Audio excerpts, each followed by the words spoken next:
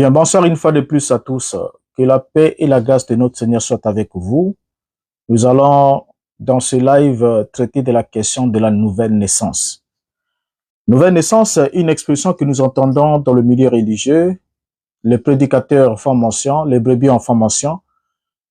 Et nous entendons les gens dire, un enfant de Dieu, né de nouveau. Quand nous sommes nés de nouveau, nous sommes enfants de Dieu. On parle de naître de nouveau, naître de nouveau. Et chacun a une interprétation de ce qu'il entend par naître de nouveau. Et d'autres vont les bâcler à leur manière. Si vous avez écouté un séminaire dans leur assemblée, alors c'est à ce moment-là que vous pouvez naître de nouveau. Ou si vous avez reçu le message de votre jour, c'est à ce moment-là que vous naissez de nouveau. Ou bien si vous écoutez la parole et que vous croyez et qu'on vous baptise d'eau, ensuite vous êtes baptisé de l'esprit, c'est là que vous naissez de nouveau. Et on entend toutes sortes de choses jusqu'à voir des gens proclamer qu'ils sont nés de nouveau. Et disons même des autres qu'ils ne sont pas nés de nouveau. Alors nous voulons réellement étudier ces concepts. Nous voulons étudier ces concepts pour voir ce que l'on entend réellement, ceux qui disent qu'ils sont nés de nouveau ou bien les gens naissent de nouveau. Sur quoi est-ce qu'ils se fondent-ils réellement? Et vous savez, déjà pour commencer, ça pourra scandaliser parce que vous savez que lorsqu'on est habitué à une expression, on est habitué à un enseignement, et lorsqu'on entend le son de cloche qui ne cadre pas avec ce que l'on a toujours entendu d'ordinaire, le premier réflexe qui vient est de rejeter en bloc, mais un homme prudent et attentionné va toujours prêter l'oreille parce que ça peut vous aider si vous êtes en erreur, tout comme vous pouvez m'aider si vous pensez que je suis en erreur. Donc, il faudra alors écouter, ne pas zapper, ne pas partir parce que en tous ces sujets-là que vous trouvez que ça va vraiment bousculer, alors si les bases sur lesquelles vous vous tenez sont solides et sont scripturaires, je crois que le Seigneur nous aidera tous au travers de vous. Mais si les bases sur lesquelles vous vous tenez ne sont pas solides, alors je crois que la vérité renversera et rétablira ce qui est convenable.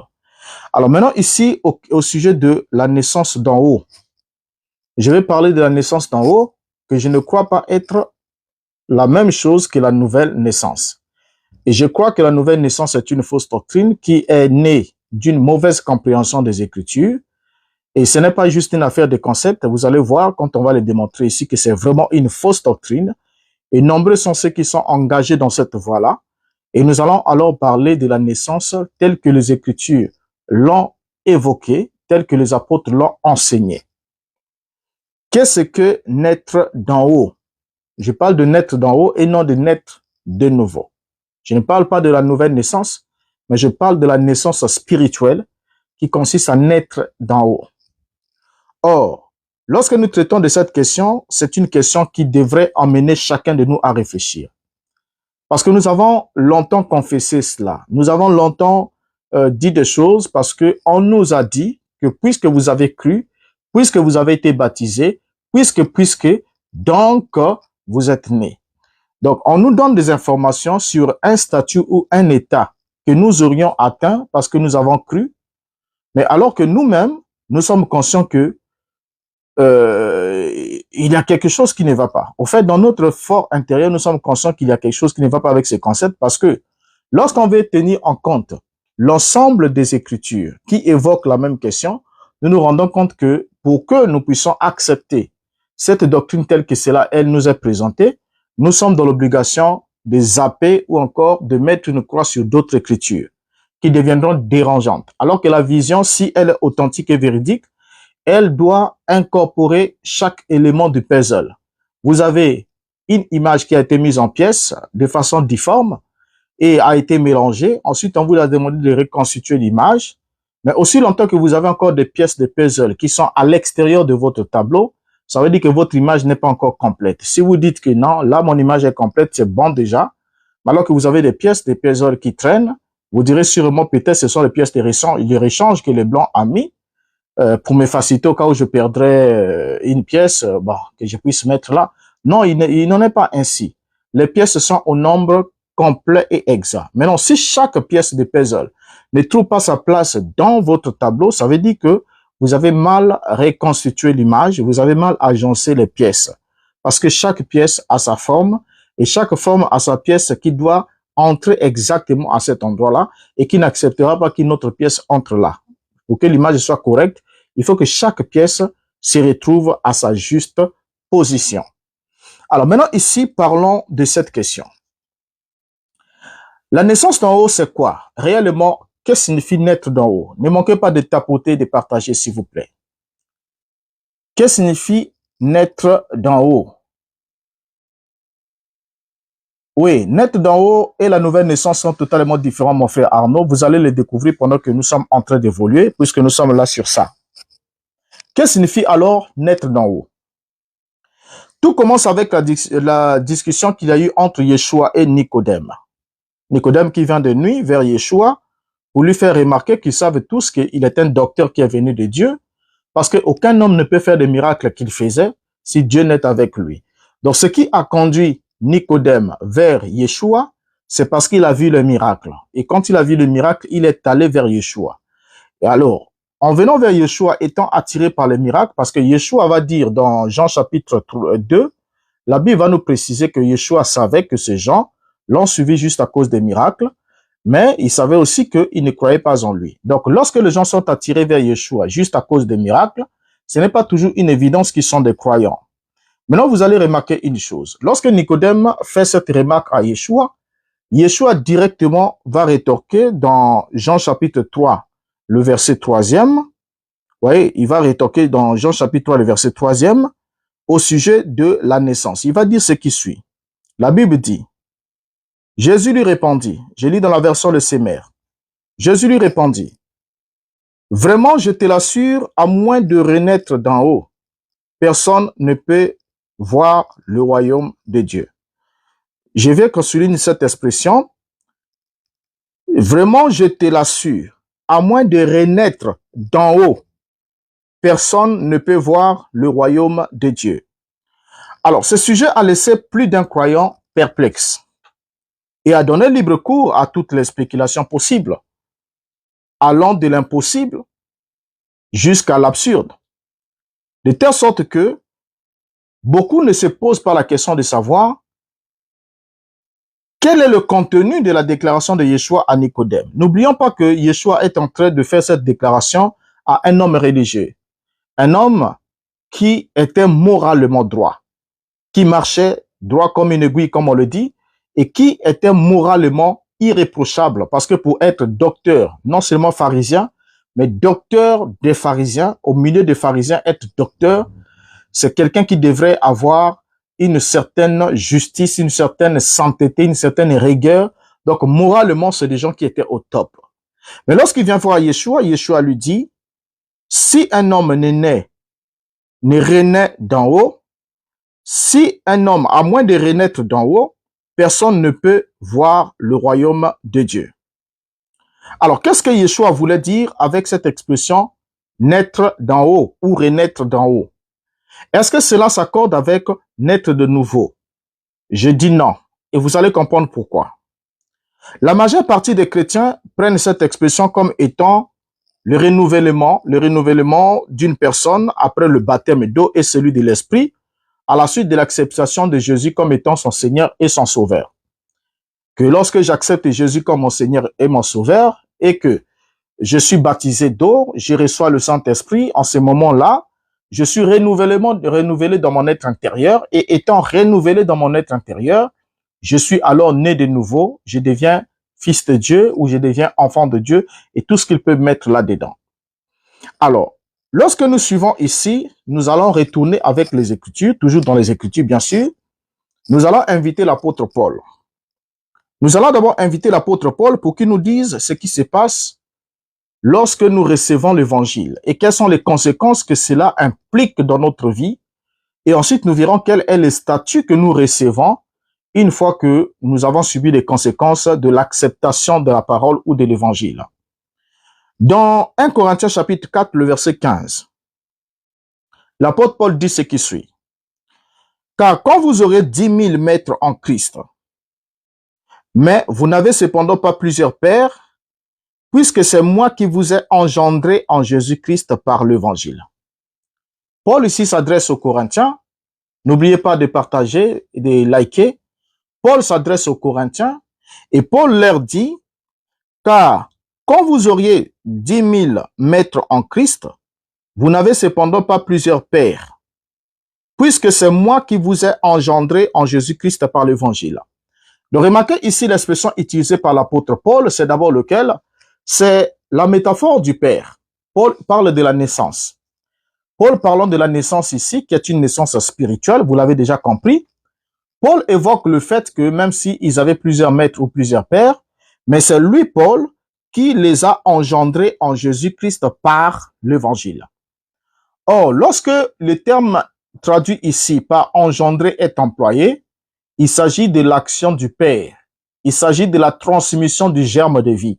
Parce que l'homme engendre. L'homme n'enfante pas, mais l'homme engendre. N'est-ce pas? L'homme engendre, c'est-à-dire génère une vie par l'introduction de la sémence dans une cellule femelle. Par exemple, dans le cas des êtres humains, nous avons l'ovule qui reçoit un spermatozoïde qui vient de l'homme. Donc l'homme en sémence met la sémence ou le germe, d'où le mot sperma, sémence, germe, il l'introduit au sein de l'ovule d'une mère. Ça, c'est dans le cas de la naissance biologique. Donc l'action posée par l'homme, c'est l'engendrement. L'homme engendre. Et dès que l'homme a déjà engendré, soit généré la vie dans la cellule pour que cela devienne le futur nouveau-né, l'homme s'arrête. Sa mission s'arrête là. Une fois qu'il a transmis la vie, sa mission s'arrête là. Regardez. Lorsque nous appelons Paul ici, Paul parle de l'engendrement, nous avons voulu souligner d'abord, mais faire un parallélisme entre l'acte du Père et le fait d'engendrer. Mais Paul engendre ces gens où? Il les engendre en Jésus-Christ par l'évangile. En Jésus-Christ par l'évangile. Donc nous avons là un lieu, un espace. Parce que en nous montre que il s'agit bien à l'intérieur d'un espace, n'est-ce pas? L'espace dans lequel Paul a engendré ces gens, ces croyants de Corinthe, c'est en Jésus-Christ. Et dans Galates chapitre 3, le verset 26, l'apôtre Paul ajoute ce qui suit. Je lirai jusqu'au verset 27. Je prends la Bible en français courant.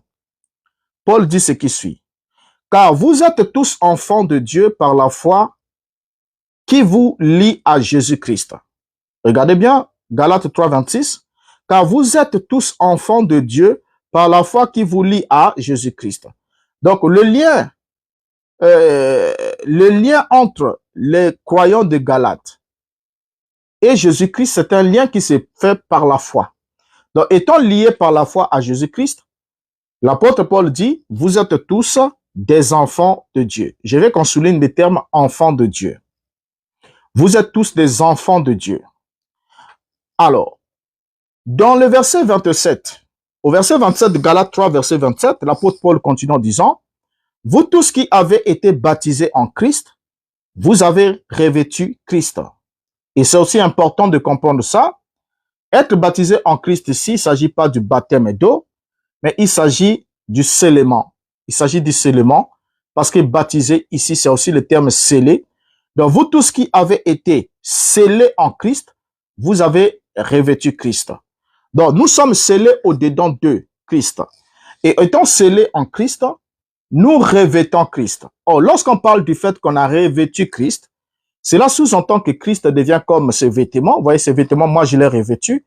Donc, si j'ai revêtu ces vêtements, ça veut dire quoi? Ça veut dire que je suis à l'intérieur de ces vêtements. Ces vêtements est extérieur à moi parce que je l'ai revêtu. Donc, il est au-dessus de moi. C'est un par-dessus pour moi. Alors, moi, je me trouve à l'intérieur.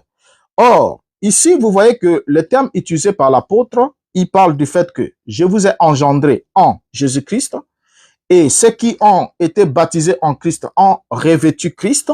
Donc, c'est la même chose. Cela sous-entend quoi? Cela sous-entend que ce croyant qui était baptisé en Jésus-Christ s'est développé à l'intérieur de cet espace qui est appelé le Christ.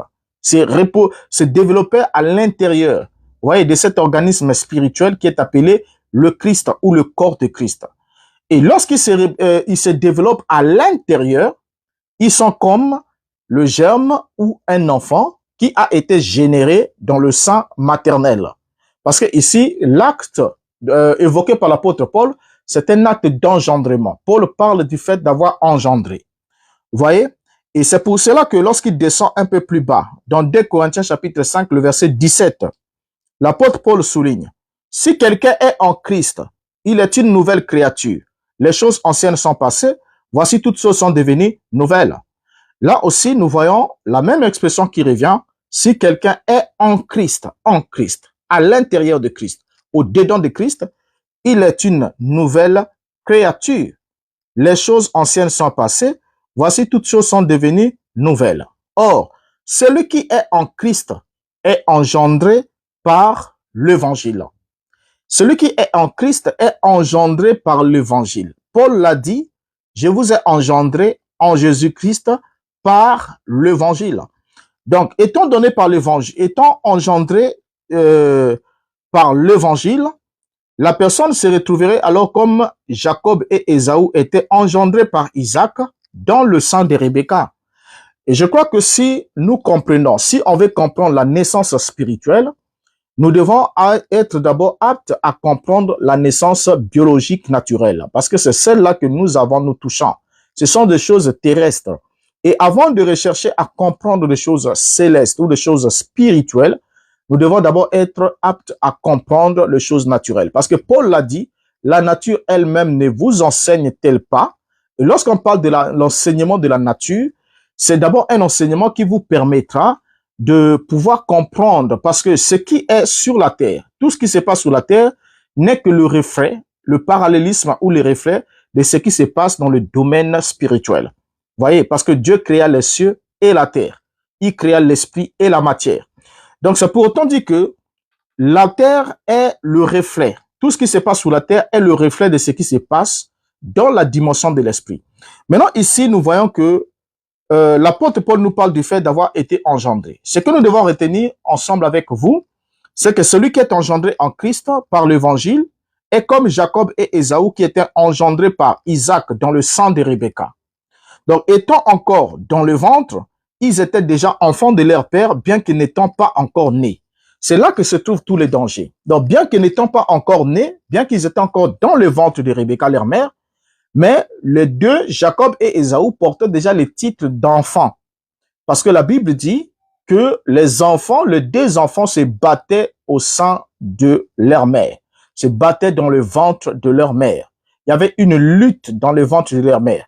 De qui étaient-ils les enfants? Ils étaient les enfants d'Isaac. Parce que c'est Isaac qui les avait engendrés. C'est Isaac qui les a placés dans cet espace-là pour qu'ils se développent jusqu'à ce qu'ils puissent naître. Vous voyez? Jusqu'à ce qu'ils soient évacués hors de l'organisme maternel par l'acte de naissance. Maintenant, ici, vous allez remarquer que ils avaient déjà le titre d'enfant, bien qu'étant engendrés, mais malgré qu'ils avaient le titre d'enfant, ils n'étaient pas encore nés. Selon l'apôtre Paul dit, bien que les deux enfants n'étaient pas encore nés et qu'ils aient fait ni le bien ni le mal, mais Dieu dit, j'ai aimé Jacob, j'ai haï Ésaü, afin que le dessein de l'élection subsiste.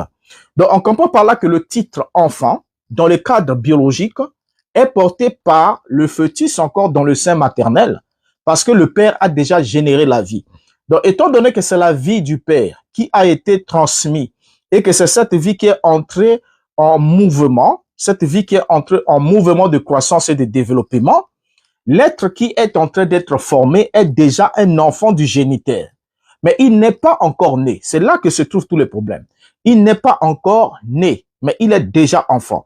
Regardez ce qui va se passer. Regardez ce qui va se passer.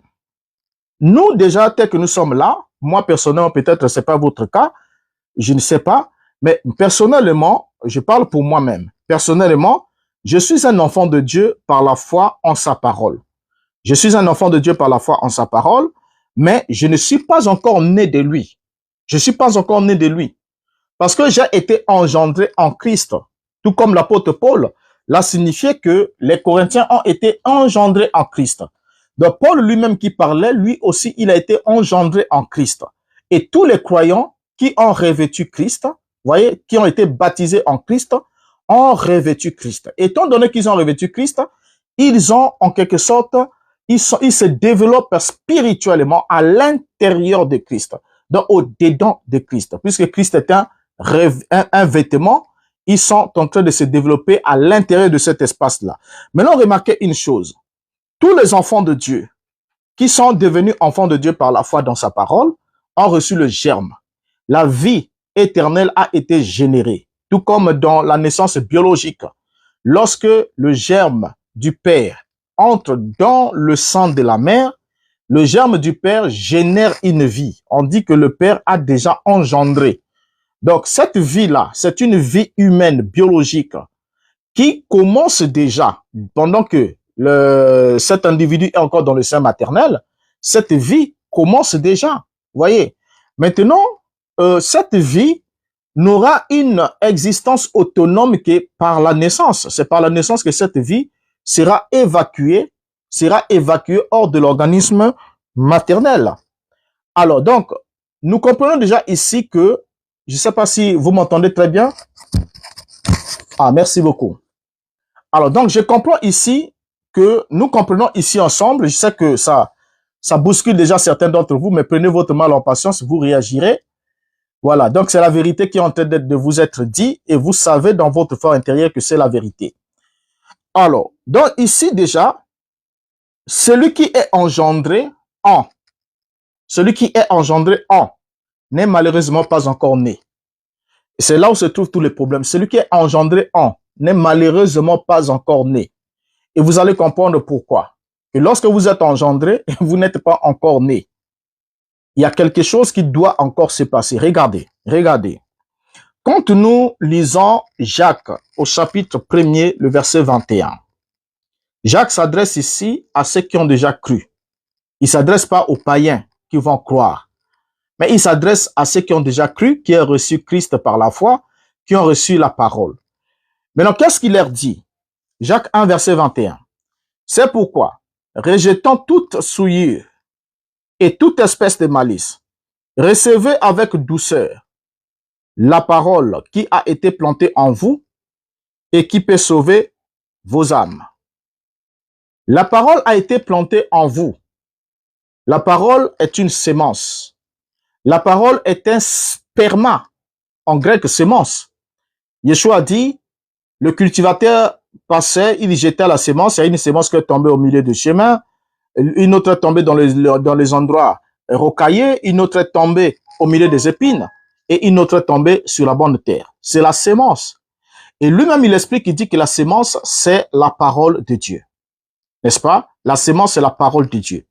Or, si la sémence, c'est la parole de Dieu, et dans l'autre parabole, il explique, il dit que la sémence, la bonne sémence, ce sont les enfants du royaume. Donc, les enfants de Dieu. Donc, les enfants de Dieu sont sémés. Ils sont sémés au moment où la parole est sémée. Donc, la parole qui est sémée au-dedans de vous, c'est le sperma divin. C'est le germe de vie de Dieu. Parce que les paroles contiennent l'esprit. Yeshua dit, mes paroles sont esprit et vie. Alors, lorsque la parole est sémée, l'apôtre Jacques ici dit, recevez avec douceur la parole qui a été plantée en vous et qui peut sauver vos âmes. Or, si la parole a été plantée, ça veut dire que la parole doit se reproduire. Parce que ce qui est planté, étant une sémence qui a la vie, alors la sémence doit se reproduire. Maintenant, pour que cette sémence se reproduise, il n'y a pas de souci pour qu'elle se reproduise, mais le problème, c'est l'état du sol qui va permettre à ce que la sémence arrive à maturité, puisse porter des fruits, ou ne puisse pas arriver à maturité pour porter les fruits à la nature de la sémence qui a été plantée. Parce que quand vous plantez les grains de bleu, lorsque la sémence va germer, après la fin du processus de la germination et tout le reste, vous allez retrouver le grain identique au grain qui a été sémé en terre. Donc, ça vous produira des êtres qui seront identiques à la même identité que la sémence qui a été sémée. Or, remarquez une chose.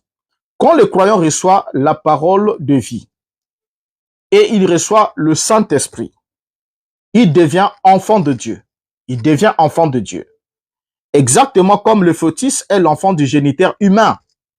Dans ce sens-là, il n'y a pas de souci. Exactement comme le fœtus est l'enfant du géniteur humain. C'est là qu'on parle du scellement du croyant qui ne peut plus recevoir un autre esprit. Et c'est comme dans le cas de la naissance biologique. Et une fois que le spermatozoïde ou le sperma, la sémence mâle, pénètre l'ovule femelle, cet ovule se ferme à toutes les autres semences. Les autres ne pourront plus entrer parce que l'unique est entré. L'ovule développe alors un système de protection, de défense pour anéantir tous les restes des spermatozoïdes qui viendront bien après. Donc, c'est pour autant dire que l'ovule est scellé. Et quand l'ovule est scellé par la pénétration des spermatozoïdes, alors, c'est ce sperme-là qui va se reproduire, qui va se développer au sein de cet espace-là. Donc, dès l'instant où le germe de vie est entré dans un homme, cet homme devient un enfant de Dieu. Mais en devenant un enfant de Dieu, il est exactement comme le fœtus de l'enfant du géniteur humain. Il est encore un fœtus. Et dans l'état de fœtus, il porte bien le titre d'enfant d'eux. Parce que le Père a déjà généré la vie, le Père a déjà engendré. Mais ce dernier n'est malheureusement pas encore né. Donc, être enfant de Dieu n'est pas égal à être né de Dieu. C'est pas de cela qu'il s'agit. Parce que Dieu, lui, n'enfante pas. Dieu engendre. Maintenant, être enfant de Dieu n'est pas égal à être né de Dieu, mais c'est égal à être engendré de Dieu. Donc, lorsque je dis que je suis un enfant de Dieu, je suis en train juste de dire que j'ai été engendré par Dieu, c'est-à-dire qu'au-dedans de mon âme, je contiens le germe de vie qui est venu de la parole que j'ai reçue, ce germe qui est en train de se développer en moi pendant que je suis en Christ. Donc, j'ai été engendré en Christ au travers de l'évangile. Maintenant, étant enfant de Dieu, je ne suis pas encore, en quelque sorte, je ne suis pas encore né de lui, mais je suis engendré de lui. J'aimerais qu'on retienne vraiment ce terme-là, il est très important. Voilà pourquoi j'ai voulu qu'on définisse d'abord ce concept-là, montrer d'abord le rôle du Père dans l'action de la naissance, que ce soit biologique comme spirituel. Le Père est celui qui génère la vie, le Père est celui qui engendre, et c'est la mère qui enfante. Donc, celui qui est engendré d'eux n'est pas forcément né. Être engendré de Dieu ne veut pas dire que vous êtes né de Dieu, mais ça veut simplement dire que vous êtes encore enfant de Dieu. Regardez une chose. 1 Jean chapitre 3, le verset 2. C'est l'apôtre Jean, que nous connaissons tous, qui dormait la poitrine sur la tête sur la poitrine de Yeshua, le disciple bien-aimé, et qui avait reçu l'Esprit. Et vous savez cela très bien avec moi que on ne peut pas dire qu'il n'avait pas reçu le Saint-Esprit, n'est-ce pas? Donc, nous croyons tous qu'il l'avait reçu. Dans 1 Jean chapitre 3, le verset 2e, l'apôtre Jean écrit ce qui suit. Bien-aimés, nous sommes maintenant enfants de Dieu, et ce que nous serons n'a pas encore été manifesté. Mais nous savons que lorsque cela sera manifesté, nous serons semblables à lui, parce que nous le verrons tel qu'il est. Qu'est-ce que nous avons lu ici ensemble avec vous? L'apôtre Jean est en train de s'adresser aux croyants. Il leur dit, bien-aimés, nous sommes maintenant enfants de Dieu. Nous, moi et vous, nous sommes maintenant enfants de Dieu. Et ce que nous serons n'a pas encore été manifesté. Donc, ça veut dire quoi? Ça veut simplement dire que lorsqu'on dit nous sommes et nous serons, ça veut dire que nous sommes là, c'est un état intermédiaire. Mais c'est pas notre état définitif. Vous voyez, c'est un état intermédiaire. Nous sommes maintenant enfants de Dieu. Mais ce que nous serons n'a pas encore été manifesté. Donc, il y a autre chose que nous serons qui doit être manifesté. Regardez bien les termes. Il y a autre chose que nous serons qui doit être manifesté. Ce que nous serons se produira par une manifestation. Maintenant, remarquez. L'apôtre continue de dire, mais nous savons que lorsque cela sera manifesté, nous serons semblables à lui parce que nous le verrons tel qu'il est. Donc, lorsque cela sera manifesté, nous serons semblables à Yeshua parce que nous allons voir Yeshua tel qu'il est. Parce que pour le voir tel qu'il est, il faudra que nous aussi nous devenons tel qu'il est. Si nous devenons tel qu'il est, c'est à ce moment-là que nous le verrons tel qu'il est. Mais pour le moment, l'apôtre dit, nous sommes enfants de Dieu, mais ce que nous serons n'a pas encore été manifesté.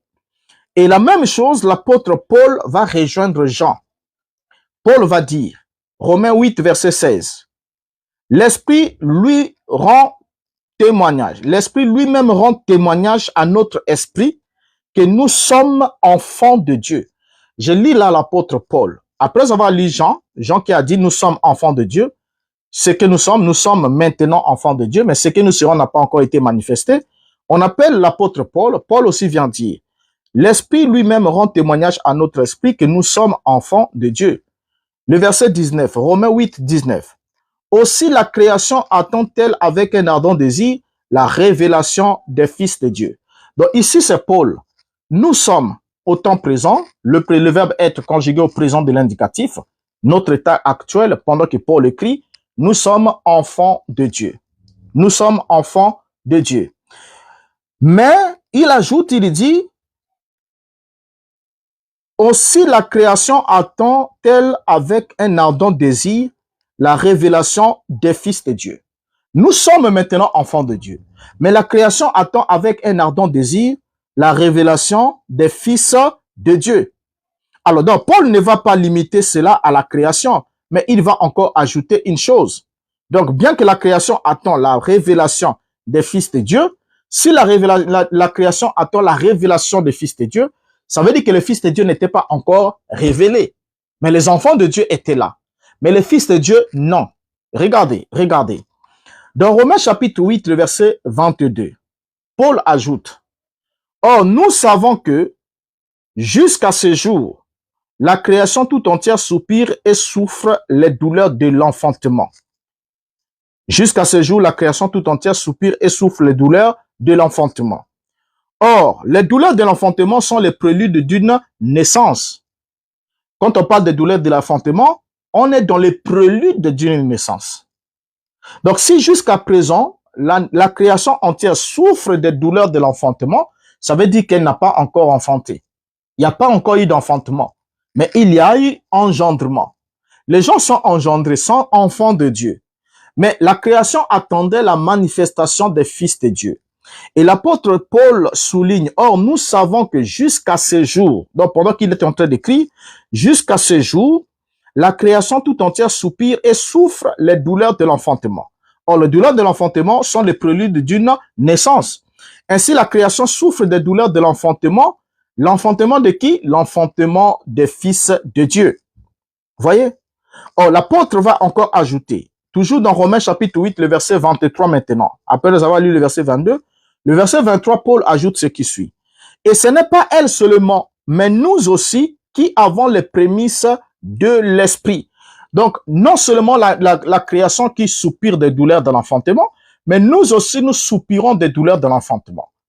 Pourquoi est-ce que nous soupirons des douleurs de l'enfantement? Parce que nous avons les prémices de l'esprit. Donc, ayant les prémices, l'apôtre continue. Regardez, je continue à lire le verset 23.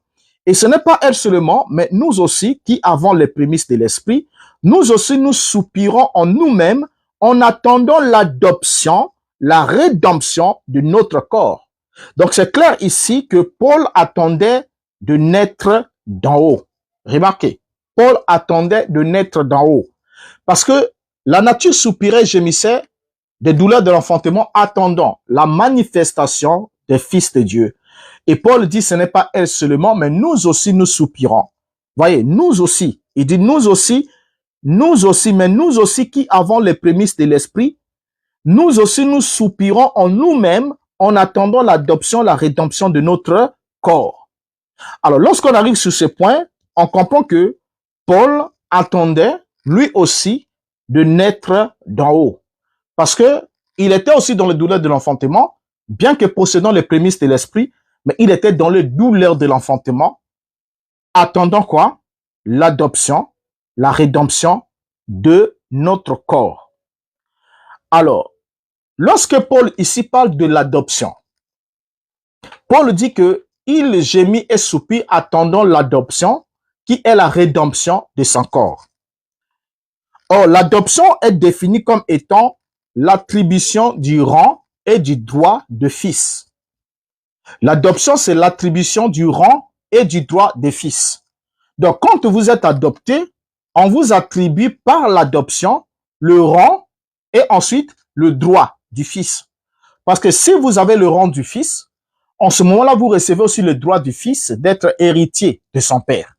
Donc, l'héritage ne peut jamais être à vous aussi longtemps que vous ne passez pas par l'adoption. C'est quand vous êtes adopté que vous prenez alors le rang du fils et en même temps, vous avez droit alors au droit du fils. Donc ça, c'est très important. Alors, si Paul attendait l'adoption qui devrait arriver à la rédemption de son corps, c'est bien évident qu'il n'était pas encore adopté. Vous n'allez pas dire qu'il était déjà adopté, c'est faux. S'il l'attendait, c'est bien évident qu'il n'était pas encore adopté. Donc, si Paul n'était pas encore adopté, ça veut dire quoi? Ça veut dire qu'il n'avait pas encore reçu le rang et le droit du Fils.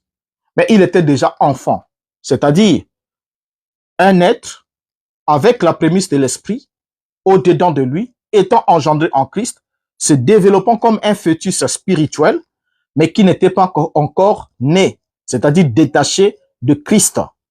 Remarquez, la rédemption de son corps devrait arriver à quel moment? Parce que ce que Paul attend, c'est l'adoption, la rédemption de son corps.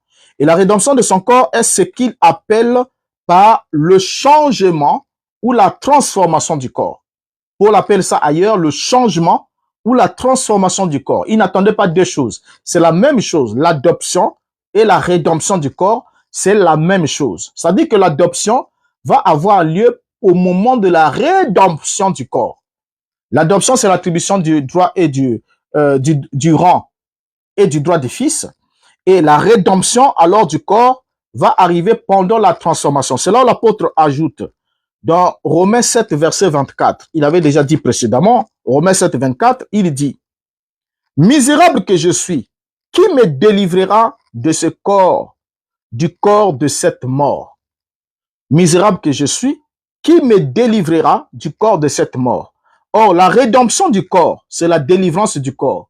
Et Paul ici déjà criait, demandait ou soupirait pour la délivrance de ce corps de mort, du corps de cette mort.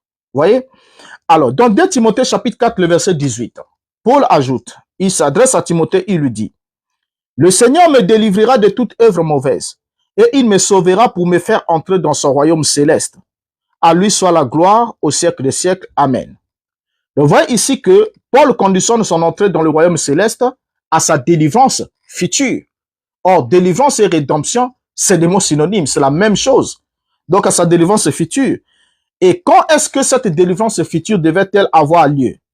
Dans Philippiens chapitre 3, le verset 20 à 21, Paul dit, « Mais notre cité à nous est dans les cieux, d'où nous attendons aussi comme sauveur le Seigneur Jésus-Christ, qui transformera le corps de notre humiliation en le rendant semblable au corps de sa gloire, par le pouvoir qu'il a de s'assujettir toutes choses. » Or, Christ n'a pas obtenu le corps de sa gloire avant de ressusciter d'entre les morts. Et Paul ajoute, dans ce changement, Paul ajoute que ce changement arrivera après la résurrection. Le changement attendu ici devrait arriver après la résurrection. Dans 1 Corinthiens chapitre 15, le verset 51 à 52, il dit, « Voici, je vous dis un mystère, nous ne mourrons pas tous, mais tous nous serons changés. En un instant, en un clin d'œil, à la dernière trompette, la trompette sonnera et les morts ressusciteront incorruptibles. Et nous serons changés. Or, à la résurrection, nous serons exactement comme des anges, a dit l'apôtre, la Bible. Nous serons exactement comme les anges. Or, les anges sont esprits. Alors, comprenez que celui qui dit que vous êtes né de nouveau, qui vous dit que vous êtes né de nouveau, alors que vous êtes encore dans ce corps, dans le corps de cette mort, est soit un menteur, soit un ignorant, et montre en quelque sorte que il a un problème avec la vie éternelle. Il a un sérieux problème. Or, le Seigneur dit, ce qui est né de l'esprit est esprit.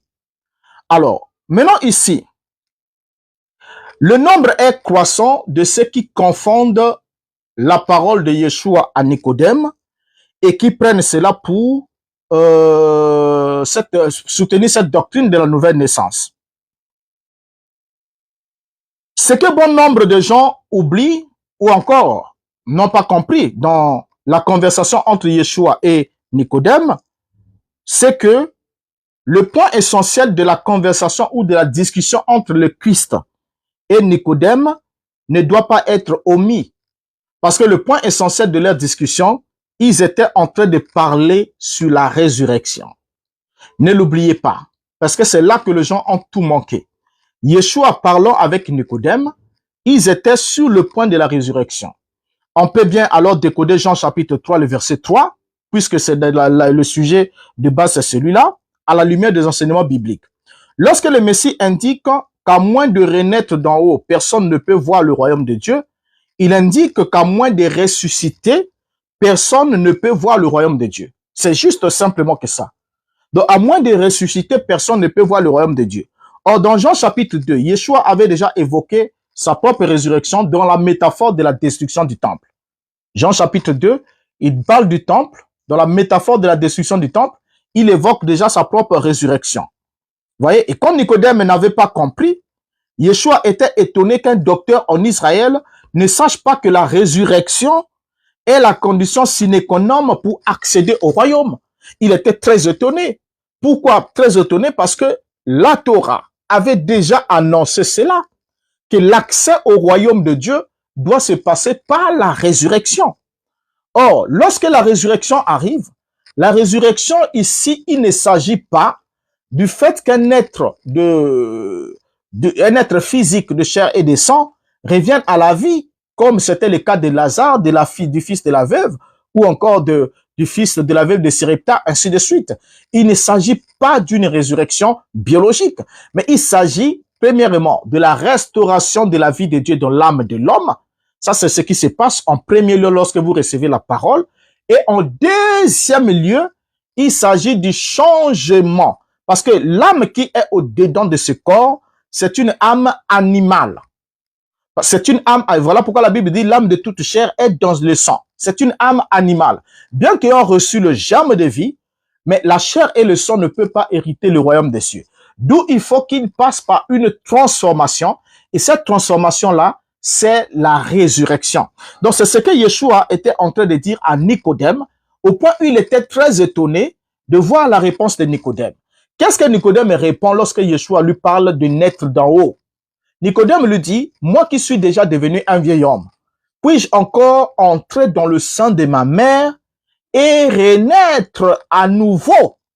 Et c'est partant de là que certains prédicateurs, certains érudits ont repris la pensée de Nicodème, qui lui avait mal compris. Ils ont pris ça, ils ont attribué ça à Yeshua pour dire que Yeshua a demandé à Nicodème, tu dois naître de nouveau. Or, Yeshua n'a pas demandé à Nicodème qu'il doit naître de nouveau.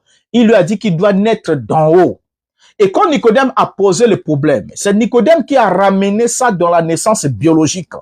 Pour dire, dois-je entrer dans le sein de ma mère et naître? Puisque une chose au moins importante, c'est quoi? Nicodème avait compris que pour qu'il y ait naissance, il doit y avoir deux actions. La première action, il faut qu'il y ait l'entrée du germe dans un espace. Et ensuite, la deuxième des choses, il faut qu'il y ait séparation du germe arrivé à maturité avec l'espace, de l'espace dans lequel le germe s'est développé. C'est ce que Nicodème avait compris. Vous voyez, d'où il a dit, puis-je encore entrer dans le ventre de ma mère et ensuite renaître à nouveau? Et c'est comme ça que lorsque Nicodème pose ce problème, Yeshua est étonné. Yeshua va faire quoi? Il va comprendre que Nico n'a rien compris. Et comme aujourd'hui, il y a beaucoup de pasteurs Nicodème, des pasteurs, évangélistes, docteurs Nicodème aujourd'hui, qui vous parleront de la nouvelle naissance. Ils vous diront que vous devez naître de nouveau. Or, naître de nouveau, c'est un concept qu'on a trouvé dans la déclaration de Nicodème. Mais c'est pas un concept exigé par Yeshua. Yeshua parle de la naissance d'en haut. Il n'a pas parlé de naître de nouveau. Il a parlé de naître d'en haut. Mais Nicodème a voulu ramener ça à naître à nouveau ou de nouveau. Donc, c'est une incompréhension de Nicodème qui a amené les gens à prendre cela pour une doctrine que Christ aurait dit que Nicodème doit naître de nouveau. Et aujourd'hui, on voit des gens qui commencent à dire, je suis né de nouveau, tu es né de nouveau, il est né de nouveau, et il n'est pas né de nouveau. Mais alors que c'est une fausse doctrine. Voilà, le mot c'est celui-là. Fausse doctrine. Pourquoi? Regardez. Lorsqu'on prend le verset 5, Jean chapitre 3, le verset 5, je continue tout dans la version Le Semmer. Yeshua répond maintenant quand Nicodème lui pose cette question, s'il doit rentrer dans le sein de sa mère et naître de nouveau, et naître à nouveau, Yeshua lui dit, vraiment je te l'assure, verset 5, vraiment je te l'assure, reprit Jésus, à moins de naître d'eau, c'est-à-dire d'esprit, personne ne peut entrer dans le royaume de Dieu. Voilà. Donc, en premier point, il lui a dit, tu dois naître d'en haut. Si un homme ne naît d'en haut, ne renaît d'en haut, il ne peut voir le royaume de Dieu. Et quand Nicodème a posé son problème pour dire, dois-je rentrer dans le sein de ma mère et naître à nouveau? Yeshua redouble la formule, descend encore un peu parce que le niveau semblait être trop élevé pour lui. Il est resté dans le type, il a avalé les symboles. Il fallait qu'il descende encore un peu de degré par rapport. Il était même étonné qu'un docteur en Israël n'ait pas assez de compétences à ce niveau. Yeshua descend encore un peu. Comment est-ce qu'il descend encore un peu? Alors qu'il lui avait parlé de naître d'en haut, il n'a pas compris.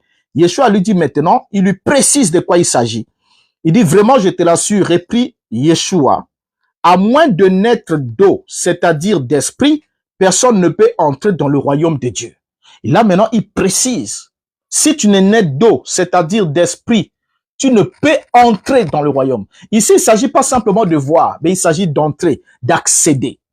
Or, nous avons lu là-bas l'apôtre Paul, qui nous a dit que le Seigneur viendra et transformera le corps de mon humiliation pour le rendre semblable à son corps, afin de me faire entrer dans son royaume. Donc, il y a une transformation. Mais de quel corps s'agit-il?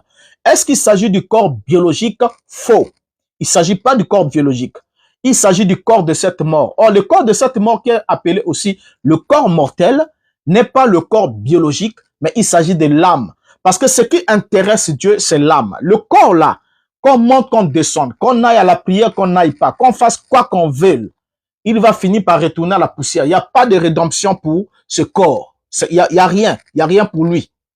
Parce que là, ce monsieur-là, celui que je touche là, il n'y a pas de rédemption pour lui. Lui, sa destination, c'est la poussière. Il n'y a pas de rédemption pour lui. Et quand on lit l'apôtre Paul qui dit, nous soupirons pour la rédemption de notre corps, les gens, dès qu'ils voient le mot corps, aïe, aïe, aïe, aïe, non, donc c'est le corps de la chair et du sang. Il ne s'agit pas de ça. Il ne s'agit pas du tout de ça. Le corps mortel, quand l'apôtre Paul dit corps mortel, il ne parle pas de ça parce que Paul était conscient. Il savait que l'être humain est constitué d'un corps esprit. Il a plutôt une entité, une partie esprit. Il a une âme. Voilà, une âme. Esprit, il a une partie physique de la chair et du sang avec les os. Et Paul va vous aider déjà en vous disant que la chair et le sang n'hériteront point le royaume. Voilà, ça c'est déjà clair. Ils vont pas hériter le royaume. Il n'y a pas, oh non, voilà frère, non, c'est que il va transformer ça. Non, il a dit ça n'héritera pas. Donc quand on dit ça n'héritera pas, ça ne veut pas dire qu'après transformation, ça hérite. Ça n'héritera pas. Voilà, ça c'est une fausse théologie qui a été enseignée et au point où les gens, même quand ils voient les promesses de Dieu s'accomplir, ils disent non, je vois encore des gens qu'on emmène au cimetière, pourquoi les tombes ne sont pas ouvertes? Mais qu'est-ce qu'on a mis dans la tombe? Qu'est-ce qu'on a mis dans les tombes là? Dans les tombes, on a mis le corps physique. On a mis le corps physique. L'âme ne va pas dans la tombe. L'âme ne va pas dans la tombe. L'esprit non plus. Voyez? Alors, donc, la résurrection ne concerne pas ce bonhomme qu'on a mis dans la tombe, en ce qui nous concerne ici. C'est pas la résurrection comme celle de Lazare. Il s'agit d'autre chose. Donc, maintenant, ici, qu'est-ce que Yeshua dit à Nicodème? On va bientôt chuter. Qu'est-ce que Yeshua dit à Nicodème? Vraiment, je te l'assure, réprit Jésus, à moins de naître d'eau, c'est-à-dire d'esprit, personne ne peut entrer dans le royaume de Dieu. Or, la naissance est clairement définie comme étant le commencement de la vie hors de l'organisme maternel, soit la mise au monde d'un enfant. Ça, c'est dans le cadre biologique. Et dans le cadre spirituel, c'est aussi la même chose. La mise au monde d'un enfant. Tapotez, le live est signalé. Il est menacé. Tapotez, s'il vous plaît. Tapotez, s'il vous plaît. Partagez au maximum. Témoignez de votre intérêt pour les lives. Tapotez.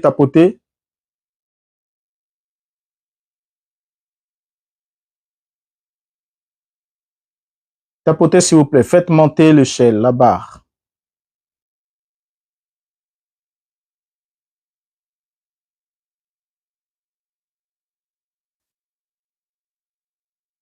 Alors, donc ici, on voit bien que la naissance est clairement définie comme étant le commencement de la vie hors de l'organisme maternel, soit la mise au monde d'un enfant. Or, l'enfant est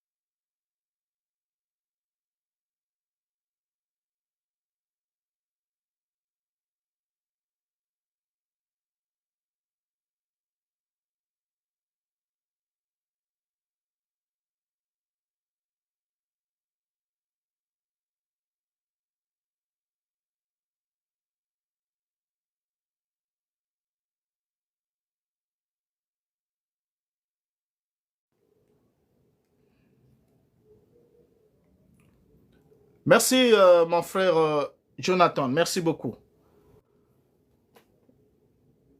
Ok, là, je crois que ça va maintenant.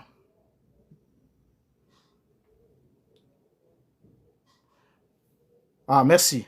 Merci beaucoup. Alors, donc, je disais que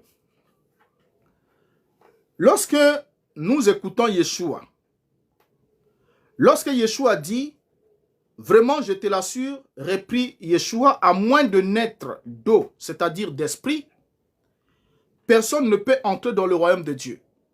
Or, la naissance est clairement définie comme étant le commencement de la vie hors de l'organisme maternel, soit la mise au monde d'un enfant. Or, l'enfant est enfant dès qu'il est engendré par le germe paternel, avant qu'il ne soit évacué pour pouvoir avoir une existence autonome. Et c'est la même chose qui se passe dans le cas biologique comme dans le cas spirituel. Ce n'est pas pour rien que Yeshua, pour aider les Nicodèmes, même d'aujourd'hui, parce qu'il y en a encore beaucoup de Nicodèmes, il va leur signifier quelque chose de très concluant. Je vais lire Jean chapitre 3, le verset 6, dans la version français courant. Yeshua dit, la Bible dit, ce qui naît de parents, regardez, tout ça c'est parce que Nicodème ne comprenait pas. Quand Yeshua lui parle de la naissance spirituelle, lui il veut ramener ça à la naissance biologique. C'est Nicodème qui a dit, comment est-ce que je peux entrer dans le sein de ma mère et naître encore? Donc il veut ramener ça à la naissance biologique, alors que Yeshua est en train de parler de la naissance d'en haut, qui est une naissance spirituelle. Maintenant ici, le langage naître de nouveau est sorti de la bouche de Nicodème, pas de la bouche de Yeshua. On ne peut pas lui mettre ça dans sa bouche. Voilà, pas de la bouche de Yeshua, parce que la nouvelle naissance n'existe pas. Mais la naissance spirituelle, c'est une naissance unique. Donc, c'est pas en quelque sorte comme on dirait, comment est-ce que je peux dire? Comme on dirait une nouvelle occasion ou une nouvelle tentative. Non, c'est pas de ça qu'il s'agit. Maintenant, remarquez, Yeshua va lui dire, ce qui naît des parents humains est humain. Ce qui naît de l'Esprit de Dieu est esprit. Voilà. Donc, il ne dit pas que ce qui naît de l'Esprit de Dieu a l'Esprit. Parce que nous trouvons aujourd'hui des gens qui nous disent qu'ils sont nés de nouveau. Quand vous leur demandez comment êtes-vous nés de nouveau, ils vont vous dire, quand j'ai reçu la parole et le Saint-Esprit, alors en ayant reçu l'Esprit de Dieu, j'ai l'Esprit, donc je suis né de nouveau. Faux. Faux. Yeshua n'a pas dit cela. Yeshua précise bien que de la même manière que ceux qui naissent des parents humains deviennent humains par la naissance, ceux qui naissent aussi de l'Esprit de Dieu deviennent esprits. Pas ils ont l'esprit, mais il devient esprit dans sa structure. Parce que dans la naissance biologique, c'est juste un germe que le père envoie dans le sein de la mère. Mais lors de la naissance, quand le fœtus obtient son existence autonome hors de l'organisme maternel, il sort à l'image et à la ressemblance de celui qui a placé le germe. C'est-à-dire, ce sera un être avec des oreilles comme vous, 2 yeux comme vous, avec un nez, une bouche, avec 2 mains, avec 5 doigts, avec 2 jambes. Et c'est comme ça que dès que vous le verrez, ah, ça c'est les... Ah, oh, j'ai eu un fils à ma ressemblance, à mon image. Parce que vous êtes humain. Parce que la sémence qui a été placée là, c'est une sémence humaine. Et la naissance de cette sémence, ce serait alors l'apparition ou la manifestation d'un être à l'image et à la ressemblance du géniteur. Alors, comment se fait-il qu'aujourd'hui, les gens disent qu'ils ont le Saint-Esprit, ils ont reçu l'Esprit de Dieu, et ils nous disent qu'ils sont déjà nés de nouveau? On ne comprend pas. Déjà, nés de nouveau, ça n'existe pas dans la parole. Mais au moins, naître d'en haut, c'est juste. Mais là aussi, le problème, c'est quoi? C'est que, étant dans cette vie et sur cette terre, nous ne pouvons qu'être engendrés, mais jamais naître. Voilà, jamais. Parce que la naissance, c'est autre chose.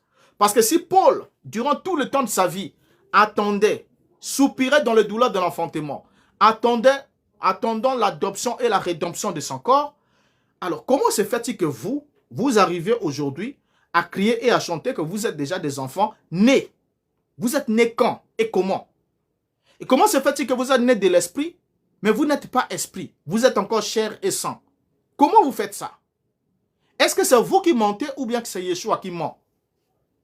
Parce que l'un doit nous mentir. Est-ce que c'est vous qui êtes en train de mentir ou bien c'est le Christ qui ment? Or, nous savons que le Christ est la vérité, lui ne ment pas.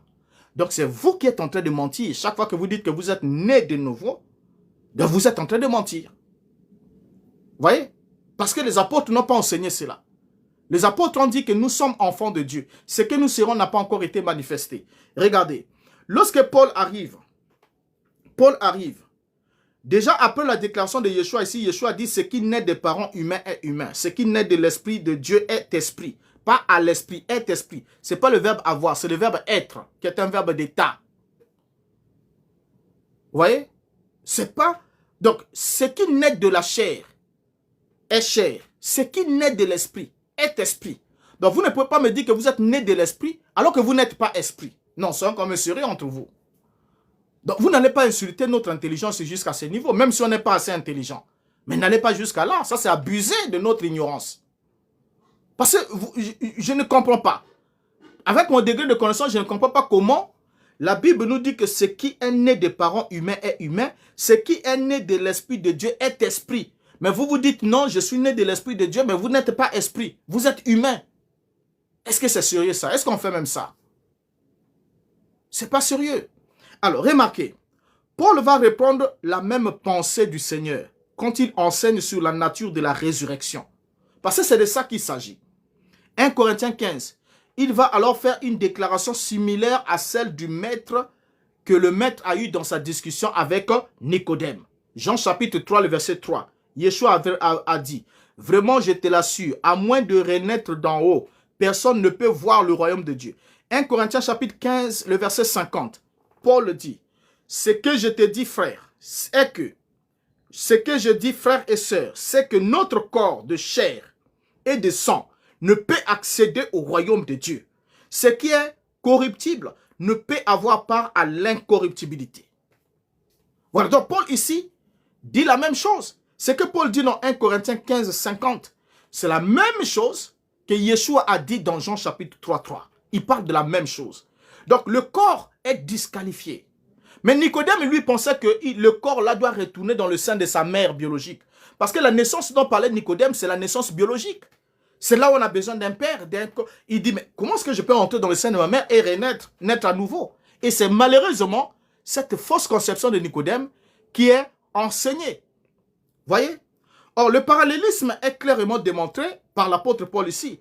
L'apôtre Paul, à la suite du verset 50, de 1 Corinthiens 15, verset 50, va expliquer que ceux qui seront vivants lors du retour du Mashiach seront transformés et que les morts en Christ seront ressuscités. Là aussi, il faut définir le concept mort en Christ.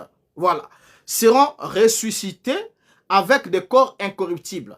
Or, l'idée est de nous montrer que les corps passeront de la corruptibilité à l'incorruptibilité. Et cette transformation qui est la résurrection est la même chose que naître d'en haut. C'est la même chose que naître d'en haut. Et selon l'apôtre Paul, cette opération est effectuée au jour de la résurrection et cela traduit la même chose que Christ a dit dans Jean chapitre 3, le verset 3. Effectivement, c'est uniquement pendant la résurrection que ceux qui étaient ensevelis à la ressemblance du premier Adam s'élèveraient à l'image du second Adam et deviendront esprits. C'est pas pour rien que l'apôtre Paul dit, si nous avons revêtu l'image du céleste, nous revêtirons aussi l'image du céleste. Nous avons revêtu l'image du terrestre Adam. Nous revêtirons aussi l'image du céleste Christ. Or, qu'est-ce que le Christ est devenu? Dans 1 Corinthiens 15, verset 45, c'est pourquoi il est écrit, le premier homme, Adam, devint une âme vivante. Le dernier Adam est devenu un esprit vivifiant. Donc le dernier Adam est devenu quoi? Un esprit vivifiant. Vous voyez? Un esprit vivifiant.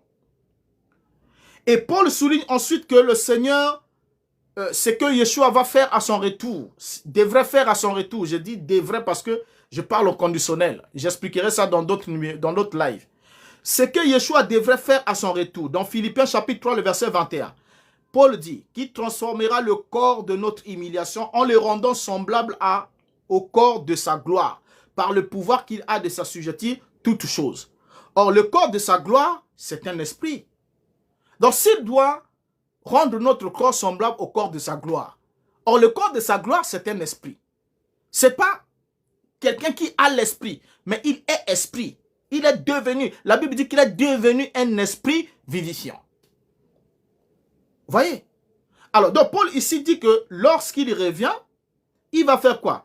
Il transformera le corps de notre humiliation en le rendant semblable au corps de sa gloire par le pouvoir qu'il a de s'assujettir toutes choses. Or, le corps de sa gloire est esprit et un esprit n'a ni chair ni os.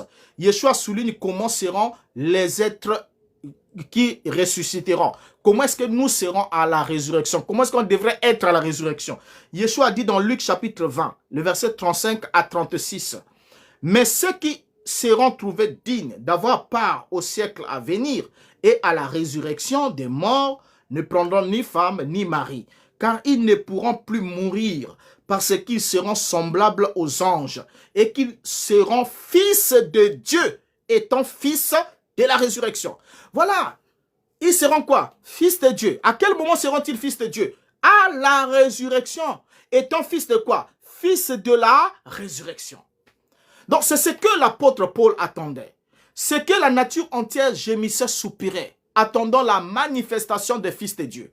C'est que l'apôtre Jean disait que nous sommes enfants de Dieu maintenant, mais ce que nous serons n'a pas encore été manifesté. Et Paul dit, l'Esprit de Dieu rend témoignage à notre esprit que nous sommes enfants de Dieu. Mais nous soupirons, ayons les prémices de l'Esprit, désirons revêtir notre domicile céleste.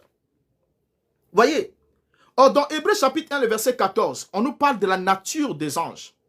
La Bible nous dit que les anges sont des esprits. Donc, si les fils de la résurrection seront fils de Dieu, ne mourront plus jamais, ne prendront ni de femme ni de mari,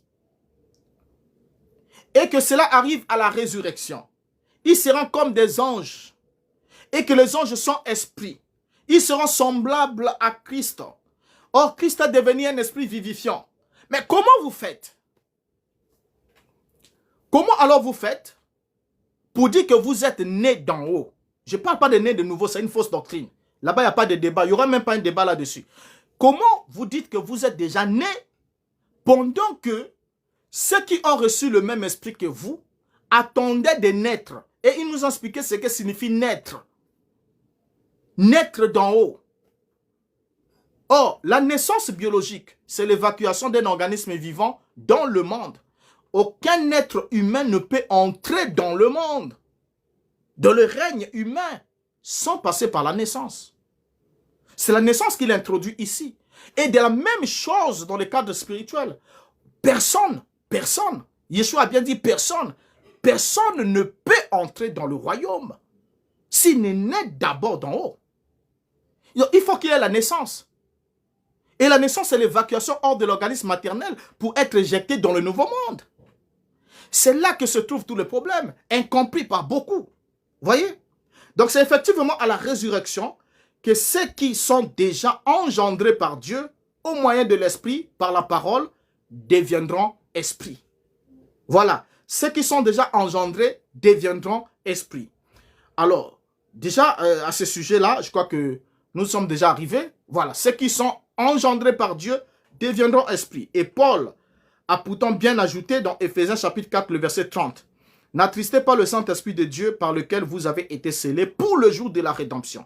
Or, le jour de la rédemption est bien celui de la résurrection. Romains chapitre 8, le verset 23 nous l'a dit. Et ce n'est pas elle seulement, mais nous aussi qui avons les prémices de l'Esprit, nous aussi nous soupirons en nous-mêmes en attendant l'adoption, la rédemption de notre corps. Or, la rédemption de notre corps devrait avoir lieu quand? Au moment de la résurrection, qui sera suivi de l'adoption, c'est-à-dire l'attribution du rang et du droit de la filiation divine. C'est ce que la Bible enseigne. Vous voyez? Alors, c'est pourquoi nous ne sommes pas techniquement nés d'en haut aujourd'hui. Nous, peut-être vous, mais moi et ceux qui croient, ne sont pas techniquement nés d'en haut aujourd'hui, mais le seront à la résurrection lors de l'inauguration du royaume de Dieu sur la terre, événement bien sûr qui a déjà eu lieu depuis longtemps et qu'on en parlera. Vous voyez? Alors, donc ici, on voit bien que nombreux sont des chrétiens qui sont attachés aux doctrines fallacieuses, telles que celle de naître de nouveau, qui n'a rien à voir avec ce que Christ a enseigné, qui n'a rien à voir avec ce que les apôtres ont enseigné et ont confessé. Alors, voilà ce que je pouvais apporter comme élément démonstratif, puisque au live passé, nous avons touché ces points. Cela avait semblé secouer certains, et d'autres aussi comprennent souvent très mal. Et certains en sont courus très vite. Ah, ils sont allés dire, voilà, le docteur Mbota ne croit pas à la nouvelle naissance, tout ça là, mais finalement, il croit à quoi? Et ça, c'est quoi encore? Non. Comment voulez-vous qu'on croie à ce qui n'est pas scripturairement vrai? Comment? Et vous allez voir quand on va échanger ici, il n'y aura que des spéculations et rien d'authentique. Vous voyez? Alors, donc voilà ce qu'on avait apporté. Comprendre que la naissance d'en haut, qui est une naissance spirituelle. Vous allez remarquer même dans, je n'ai pas lu le passage dans, je crois, le verset 7 de Jean chapitre 3, où Yeshua dit, lorsque le vent souffle, on entend le bruit, on ne sait ni d'où il vient, ni où il va. Il en a de même de tout homme qui est né de l'esprit. Vous voyez? Il parle de la naissance de l'esprit. Vous allez voir que dans la bouche de Yeshua, à chaque parole, il est au sujet de la naissance. Et cette naissance n'est rien d'autre que la résurrection. C'est ça le terme. C'est Nicodème qui s'est embrouillé. Alors, merci à tous. Je crois qu'on va échanger pour quelques minutes. Peut-être 1h ou 1h30 environ. Alors, on va faire monter ceux qui souhaiteront monter.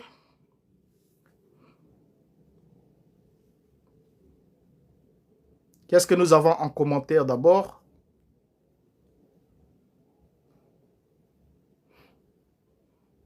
Ah, il y a beaucoup de commentaires, pas moyen de tout scruter.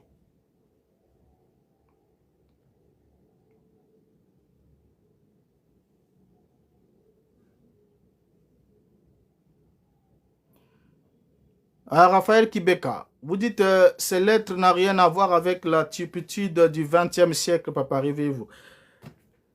Oh là, c'est juste vous qui vous trompez, sérieusement. C'est vous qui vous trompez. Nous savons exactement ce qui nous concerne et ce qui ne nous concerne pas. Moi, à mon niveau, je sais qu'est-ce qui me concerne et parce que je sais faire la différence entre les instructions d'ordre général et des instructions locales. Parce que la parole de Dieu est d'abord prophétique. Voilà, donc ce qui est une instruction d'ordre local qui ne me concerne pas, je n'en fais pas cas. Parce que j'ai aussi des réalités, nous avons nos réalités à nous, et nous avons aussi un traitement, nous croyons en un Dieu qui est vivant, qui avance et qui progresse, qui nous enseigne, et chaque fois qu'il le veut, au travers de son esprit, mais jamais ne peut nous emmener en contradiction avec les instructions d'ordre général déjà établies.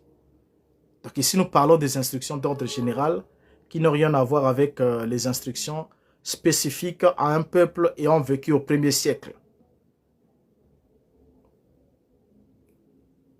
Ah, merci beaucoup, mon frère.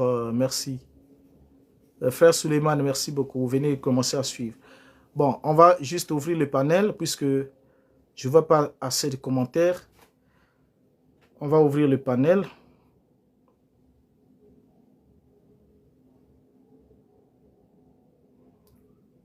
Ah, frère Yves, on parlera du baptême. Il y aura un sujet sur le baptême. Et on verra ce que le Seigneur nous dira.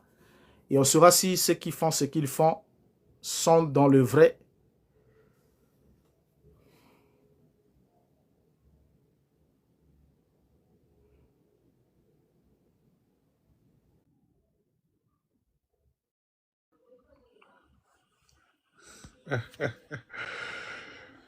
Mon frère Boris Mbota, comment vas-tu, mon frère?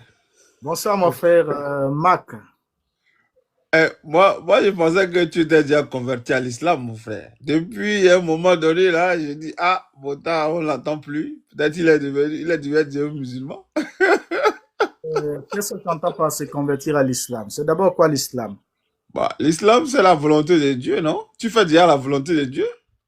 Oui, mais donc voilà. Donc, je fais dans la volonté de Dieu. Vous voulez que je fasse encore quoi? Ok. Bon, naître de nouveau. Nicodème n'est-il pas naître... il n'était pas né de nouveau, Nicodème. Non. Naître de nouveau, c'est une fausse doctrine. Il n'était même pas né de nouveau et personne aussi, même ceux qui disent aujourd'hui qu'ils sont nés, ne sont jamais nés. Ils doivent revoir ça. Nicodème ne l'était pas. Oui, non, il n'était pas. Ah, d'accord. Parce Donc, qu'il n'est pas rentré, il n'est pas rentré dans le ventre de sa mère pour naître. ah, ok, expliquez-moi alors, qu'est-ce qu'il voudrait donc dire naître de nouveau? Moi, sincèrement, j'aimerais comprendre ça. Ah, tu es arrivé en retard, pourtant j'ai passé tout le temps Non, à me peut-être promener. non, non, peut-être que j'ai besoin de te rejoindre. Ça, c'est clair. Ça fait un moment que Non. toi et moi, on ne change pas. Ça fait Bon, plaisir déjà de te euh, voir et de t'entendre. Hein. Tu sais bien de qui il s'agit, c'est grand cool ici. oh, Merci beaucoup, mon frère. je suis très ravi, Mhm. très très ravi. Alors donc je disais que Nicodème, déjà lorsque Yeshua lui a parlé, il lui a parlé de naître d'en haut. Il a dit qu'un homme doit naître d'en haut, sinon il ne peut pas voir le royaume de Dieu. Et Nicodème a mal compris, il a pensé que le Christ parlait de la naissance naturelle, biologique. D'où il lui a dit, est-ce qu'un homme qui suis devenu vieux, moi qui suis devenu déjà un vieil homme, je peux encore entrer dans le sein de ma mère et naître de nouveau? Alors c'est partant de là que beaucoup de prédicateurs ont pris la question de Nicodème, qui était lavé de son ignorance, pour une doctrine, pour dire que non, Jésus a dit à Nicodème qu'il doit naître de nouveau. Et certains traducteurs sont arrivés aussi à modifier aussi le verset 3e en fonction de la réponse de Nicodème. Et on va lire même dans Luc 2 qui dit, Jésus dit, en vérité, je te le dis, si un homme n'est né de nouveau, il ne peut voir le royaume de Dieu. Alors que ce n'est pas ce que le Christ a dit. Et vous allez voir que tous les restes du discours de Christ, ils s'opposaient à la mauvaise compréhension de Nicodème sur la nouvelle naissance. Donc le Christ a parlé de la naissance de l'esprit, la naissance d'en haut. Et cette naissance, comme toutes les naissances, est un processus qui a un point de départ et qui a aussi un point d'arrivée. Dans la naissance naturelle, le germe, le Père nous engendre dans le sein de notre mère et après, à la fin du processus, nous sommes évacués dans ce monde, hors de l'organisme maternel par l'acte de naissance. Et là, nous sommes des individus nés. Maintenant, dans le cadre spirituel aussi, quand nous recevons la parole de Dieu et l'Esprit de Dieu vient sceller cette parole dans notre âme, nous recevons le germe de Dieu, nous sommes engendrés de Dieu. Et dans cette qualité d'être engendrés de Dieu, nous devenons des enfants de Dieu. Mais on n'est pas encore fils. Parce qu'on deviendra fils à quel moment? C'est à la résurrection. C'est lorsque ce qui est esprit va naître de l'esprit. Comme ce qui est chair naît de la chair, l'esprit aussi ne peut enfanter que l'esprit. Parce que engendrer, c'est autre chose. Engendrer, c'est introduire la sémence dans le sein d'un espace afin que ce dernier puisse se développer à la fin du processus, être évacué pour donner naissance à un individu. Donc, c'est ce que nous sommes en train de montrer ici. Et c'est une grosse erreur. Vous savez, c'est une grosse erreur. Nous tous, on était dedans. Une grosse erreur que le monde chrétien utilise, comme quoi les gens confessent qu'ils sont nés de nouveau. Alors, en faisant cette confession-là, ils sont non seulement en train de mentir contre les Écritures, mais ils ne sont pas en train de s'avancer avec une garantie. Parce qu'ils ne savent exactement pas ce qu'ils font, ni où ils vont, ni comment ça va se passer pour eux. Et ils confessent quelque chose que Dieu n'a pas dit. Et on entend des gens qui disent, je suis né de nouveau, tu dois naître de nouveau. Si tu ne nais pas de nouveau, tu ne seras pas sauvé, ainsi de suite. Alors que les apôtres n'ont pas parlé de la nouvelle naissance, mais ils ont parlé de la naissance d'en haut, autant que le Christ, qui est une naissance spirituelle, qui n'est que synonyme de la résurrection. Et pas la résurrection biologique comme les gens le pensent, mais c'est une autre type de résurrection, comme c'est expliqué dans les Écritures, où notre corps mortel deviendra esprit, pas le corps de chair là. Ça, c'est pas le corps mortel. Pas ce corps-ci, mais le corps intérieur. Donc l'âme de celui qui a reçu le germe de vie deviendra alors totalement esprit, comme Yeshua était devenu un esprit vivifiant. Le premier Adam est devenu une âme vivante, mais Christ, lui, il est devenu un esprit vivifiant. Donc nous avons, pendant que nous vivons ici, nous vivons à l'image de celui qui devient une âme vivante. Voilà pourquoi nous sommes dans la chair et dans le sang. Mais une fois que nous accédons à cette dimension-là que Dieu a promise, alors nous devenons esprit. C'est juste ce que je voulais dire. Dans tous les détails que j'ai donnés là, c'est juste pour permettre à ce que la pensée soit claire et bien clarifiée. Mais en bref, c'est ce que je voulais donner comme information. Mon bien-aimé Kouli. Merci beaucoup, mon frère Bouta. Donc, c'est à partir du moment où je meurs que je ressuscite. Là, on peut parler de la nouvelle naissance, évidemment. Là, vous avez posé une très bonne question. Très bonne question. Vous savez, avant l'an 70, l'an 70 est une année très importante dans l'histoire de la rédemption du salut dans le monde, parce que c'est en cette année-là que Dieu a mis fin définitivement à la première alliance qui était faite avec les descendants biologiques d'Abraham, d'Isaac et de Jacob, en détruisant le temple par la main des Romains. Le temple étant détruit, la ville étant détruite, le sacerdoce lévitique ayant pris fin, le royaume de Dieu a été établi. Mais ce n'est pas un royaume physique, c'est un royaume spirituel. C'est ça que les gens n'ont pas compris, que le transfert de royaume, pour que le royaume spirituel descende, il ne pouvait que descendre sur les ruines du royaume physique et littéral. Donc, quand le royaume physique et littéral est détruit, c'est là que le royaume spirituel descend. Mais quand ce royaume spirituel descend, il y a la résurrection des morts. Et c'est ce qui s'est vraiment passé. Maintenant, pour nous qui vivons aujourd'hui, vous et moi qui avons le germe et qui avons compris ce que Dieu a fait et qui ont reçu l'Esprit, qu'est-ce qui reste devant nous? Juste comme vous avez dit, le jour que je meurs, c'est le même jour que j'entre dans la résurrection. Parce qu'il n'y a pas un temps où je vais attendre après, non. Parce que la puissance de la résurrection est là, le germe de vie est là, comme disait l'apôtre Paul, il dit que si l'esprit de celui qui a ressuscité Jésus d'entre les morts habite en vous, il rendra aussi la vie à vos corps mortels. Le corps mortel, ce n'est pas ce corps-ci, mais c'est l'âme. Et c'est ce que beaucoup de théologiens ont manqué de saisir. Et c'est ce corps-là qui sera rendu à la vie.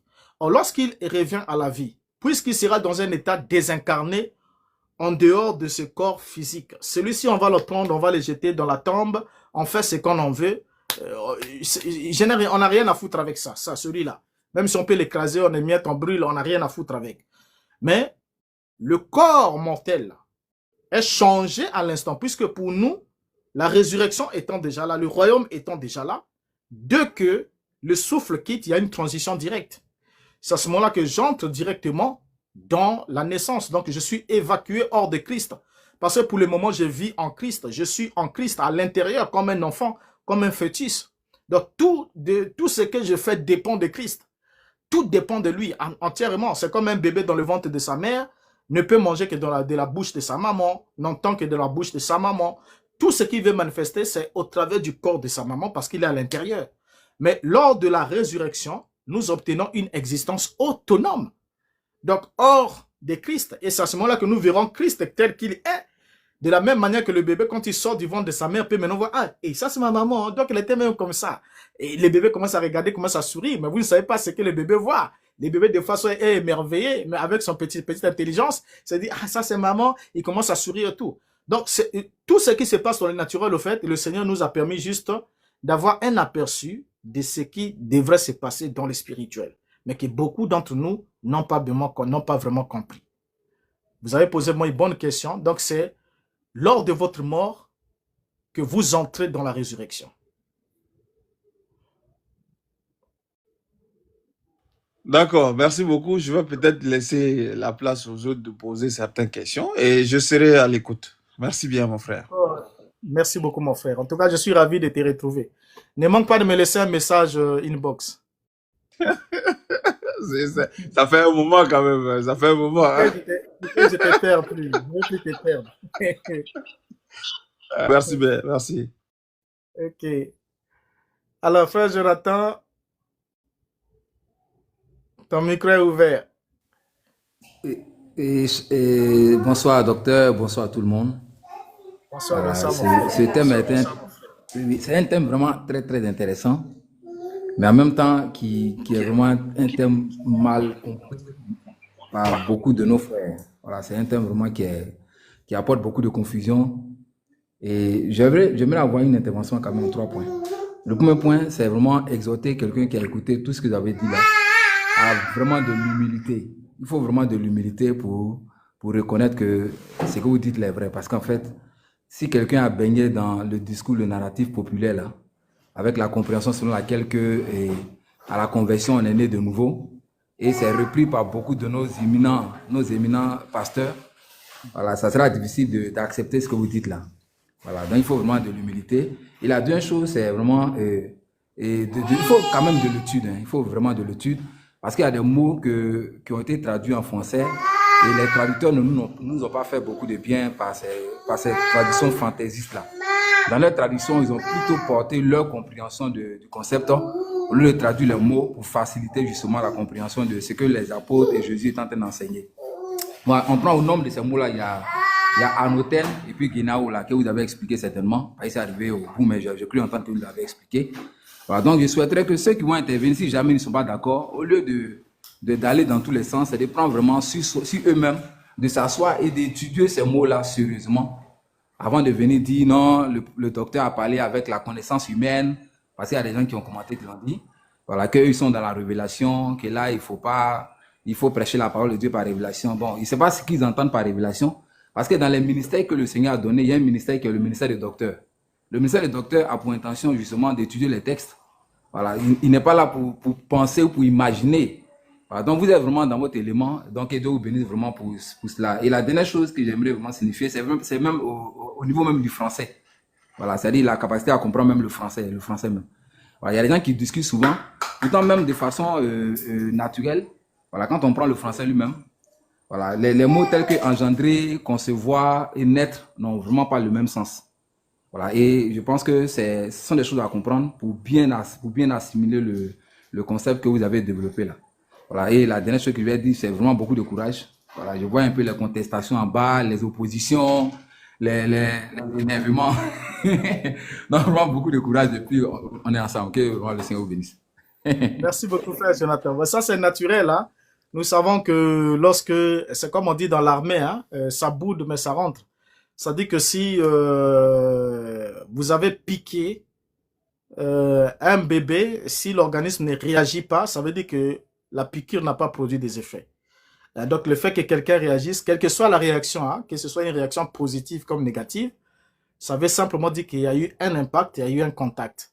Maintenant, la conséquence, comme vous avez su exhorter les frères, que nous soyons vraiment humbles devant la parole, qu'on prenne le temps d'étudier, et avant de contester, parce que on peut contester puis rejeter le jour de notre salut, et puis ne plus jamais continuer avec Dieu. Puisque Dieu l'a dit, puisqu'ils n'ont pas voulu, ils n'ont pas aimé la vérité, n'ayant pas l'amour de la vérité, alors il leur envoie une puissance d'égarement afin qu'ils croient au mensonge, et qu'ils ne se répandent pas, qu'ils ne se convertissent pas et qu'ils se perdent.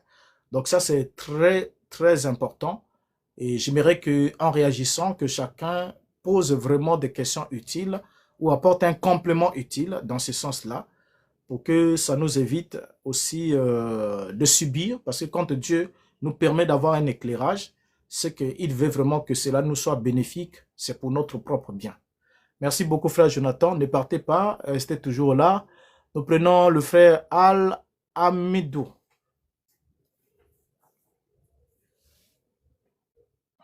Shalom, pasteur. Shalom, mon frère. J'ai un peu écouté votre exposé. Je suis monté récemment, mais avec votre petit résumé, là, disons en quelque sorte, j'ai compris un peu. Mais, comme vous savez, moi, je suis musulman. Et quand Jésus dit qu'il faut naître de nouveau, moi, ce n'est pas ainsi que moi je l'explique. Parce que dans la sourate 30, à partir du verset 30, peut-être, je vais vous lire un verset, vous allez l'écouter, ok? Allah nous explique ça. Et je vais essayer d'aller dans la façon de ma compréhension du verset. On dit, dirige toute ton âme vers la religion exclusivement à Allah. Telle est la nature que Dieu a originellement donnée à l'homme. Pas de changement à la création de Dieu. Voilà la religion de droiture, mais la plupart des gens ne savent pas. Dieu nous fait comprendre qu'à notre naissance, là, originellement, là, on vient toujours au monde, toute personne née musulman, c'est-à-dire soumise à la volonté du Dieu créateur des cieux et de la terre. Et quand Jésus disait à Nicodème, il faut naître de nouveau, là, ce n'est pas une naissance après la mort. Non, c'est pas ça. C'est de revenir à ce que Dieu veut, de se soumettre à la volonté de Dieu. Et c'est ce que Jésus disait à Nicodème, il faut naître de nouveau. Et comme vous l'avez si bien expliqué, il pensait qu'il fallait rentrer dans le ventre de sa maman et naître de nouveau. Non, un homme qui a 1 m 80 mètres et 2 mètres, il va naître. Non, c'est pas ça. C'est la forme originelle que Dieu t'a donnée. Je répète le verset. Et à vous voir, vous n'êtes pas, moi je me dis, hein, vous n'êtes pas loin de la vérité. Votre frère vous a tantôt posé la question. Est-ce que vous êtes devenu musulman? En vous écoutant, franchement, j'ai du plaisir à vous écouter. Voilà, je vous jure. Je prends le plaisir à vous écouter parce que nous, on se débrouille un peu dans la Bible. Mais je sais que vous maîtrisez bien la Bible.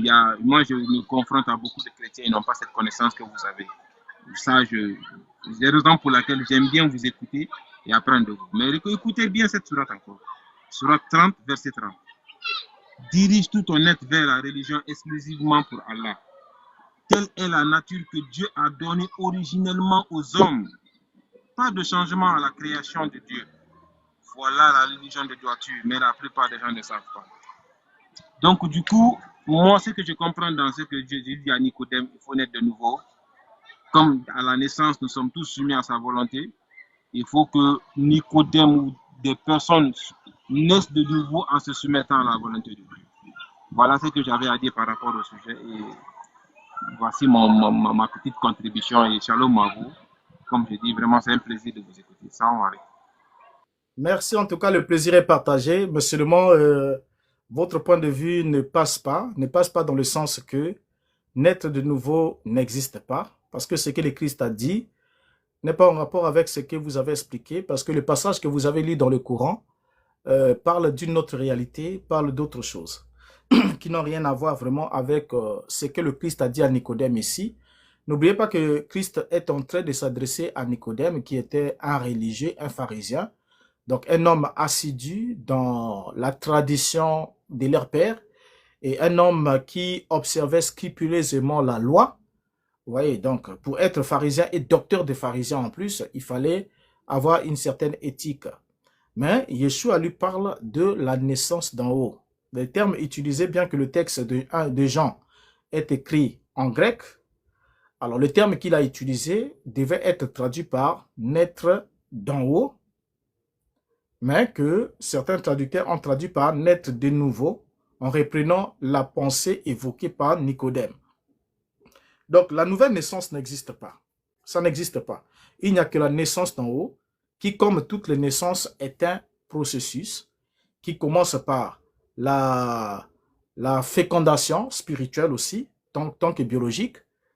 Et la fécondation spirituelle s'est faite lorsque vous recevez la parole de la vérité qui contient le germe de vie pour vous. Et c'est à ce moment-là que vous entrez dans le plan de Dieu, vous commencez à croître et vous vivez le reste de votre vie en marchant dans la volonté de Dieu, mais quand le jour que vous allez quitter, dans notre cas, dans le cas des apôtres Paul, ou de ceux qui sont morts avant que Yeshua ne revienne, avant son retour, ceux-là espéraient et ils sont ressuscités lors de la venue de Yeshua, comme il a été dit. Mais qu'est-ce qui ressuscite? Parce qu'il y a une résurrection. Je ne sais pas ce que l'islam évoque au sujet de la résurrection, mais ici, parlons de ce que la Bible dit. Yeshua parlait avec Nicodème de la résurrection, qui est la condition pour accéder au royaume. Donc, celui qui ne ressuscite pas n'entre pas au royaume. Maintenant, pour ressusciter, c'est comme une naissance. Il faut recevoir le germe. Il faut que le germe se développe en vous. Il faut que le germe demeure en vous jusqu'à ce qu'il y ait l'enfantement, c'est-à-dire votre évacuation dans le monde spirituel, après que vous ayez laissé tomber ce corps de chair. En tout cas, merci frère Amdo pour votre contribution. Je suis aussi ravi d'échanger avec vous.